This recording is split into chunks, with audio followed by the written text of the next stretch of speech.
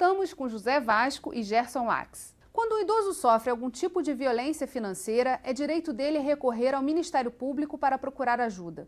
Vamos entender de que forma esse órgão atua e como podemos denunciar esses casos.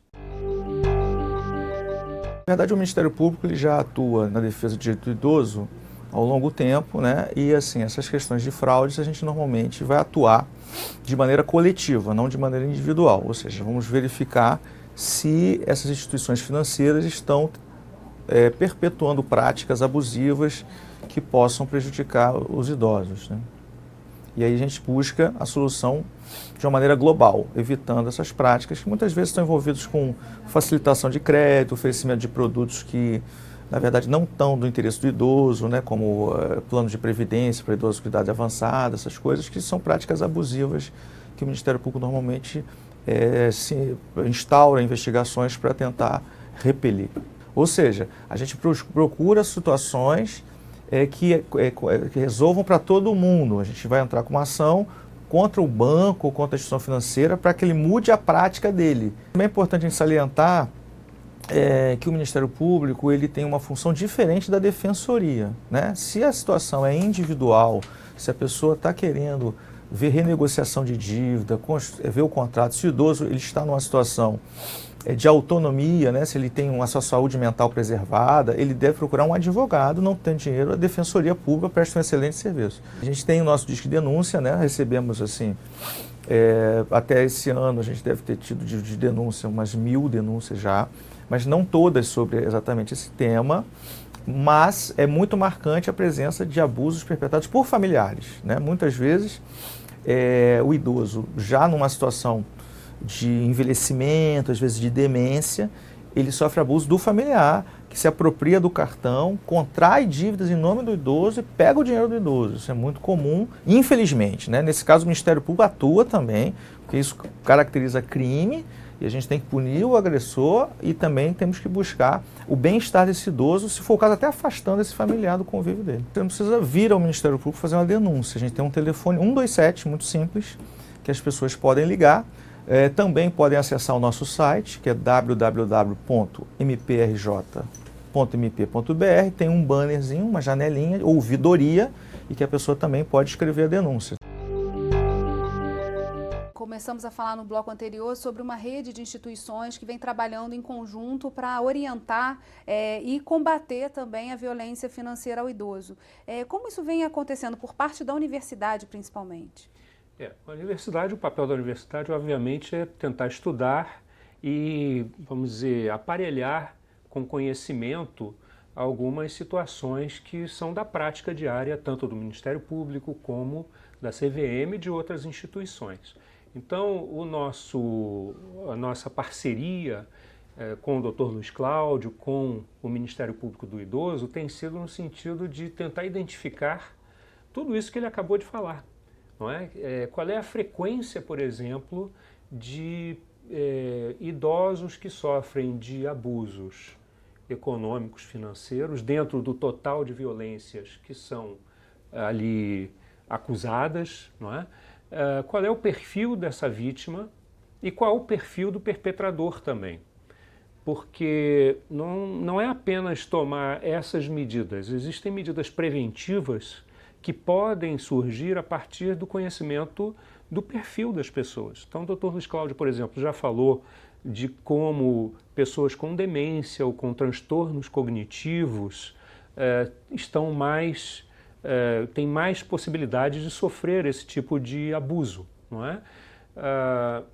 Vale dizer que se a gente tiver esse conhecimento prévio, a gente já pode prevenir algumas coisas na própria família, não é?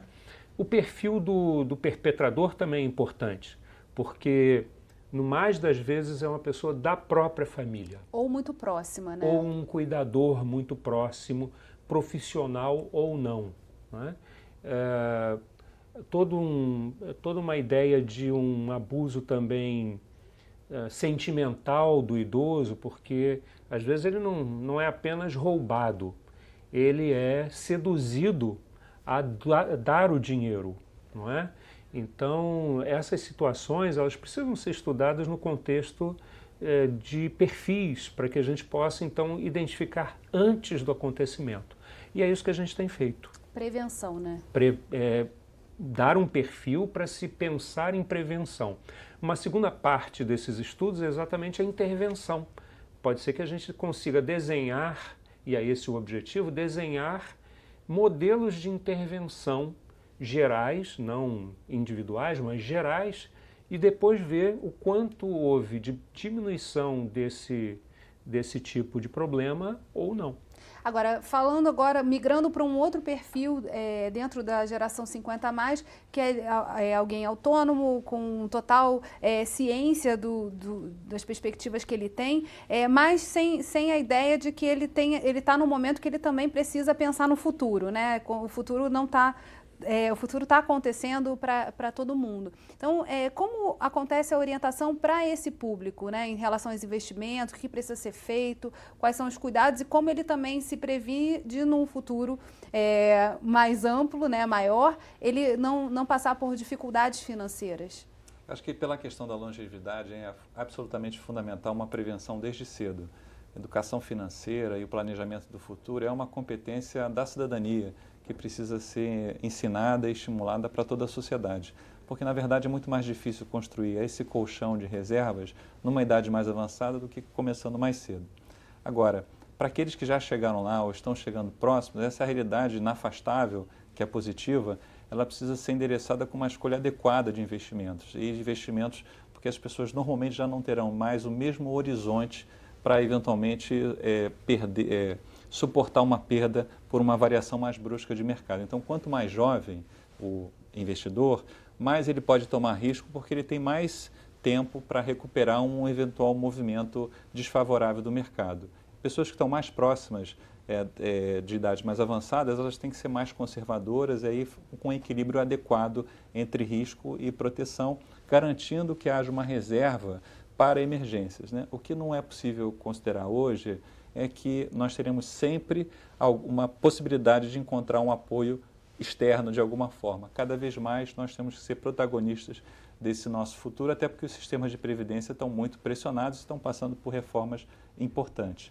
Então, o papel da poupança individual é fundamental. E outro ponto, se você me permite, é comentar a exposição a fraudes, a golpes e a maus investimentos, porque essas pessoas são muito procuradas por ofertas de investimento inadequadas e são vítimas, não raro, com bastante frequência. Nesse caso, a gente sugere, e é uma coisa que, se fosse feita, 99% dos golpes em investimento deixaria de acontecer, é checar no site da CVM se aquela pessoa tem autorização para oferecer aquele investimento. É uma corretora, é um agente autônomo, é uma pessoa que possui registro na CVM, está autorizada.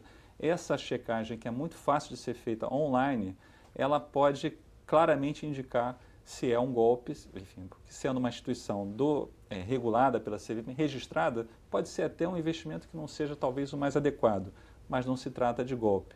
No nosso site também nós publicamos e disseminamos na nossa rede CVM Educacional, nas mídias sociais, todos os alertas para os golpes que chegam à CVM, a gente identifica que aquilo é um golpe e aí toma uma medida já cautelar, até preventiva, antes mesmo de concluir a investigação, mas quando já é elemento suficiente, uma ordem determinando que aquela oferta seja interrompida. Então, acessar o site da CVM e, se tiver alguma dúvida, nos procure. Nós temos um serviço de atendimento ao cidadão que está disponível, ele responde em 3 dias normalmente, e antes de fazer uma decisão tão importante como essa, como investir, pode nos consultar que nós estaremos lá para atender. Informação não falta e a gente ainda tem um próximo bloco. Não sai daí. Rio em Foco aqui, política e economia caminham juntas.